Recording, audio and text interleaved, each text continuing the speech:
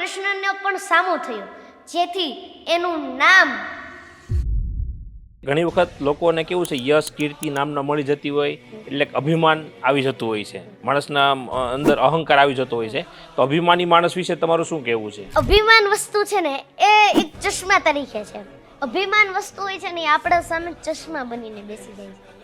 એટલે પછી આપણે ગમે તેટલું સારી વસ્તુ બોલી હોય ને તો પછી આ આપણને ખરાબ જ બોલાવે. એ રીતે તમે દુર્યોધનની વાત કરી લો. દુર્યોધન કેટલો મહાન વ્યક્તિ હતો, મોટા કુળમાં પૂજતો હતો, મોટા કુળમાં એની નામના હતી, છતાં પણ એને અહંકાર કર્યો.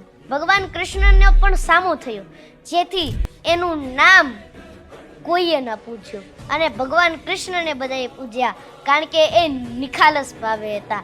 અને એક તો છે રાવણ.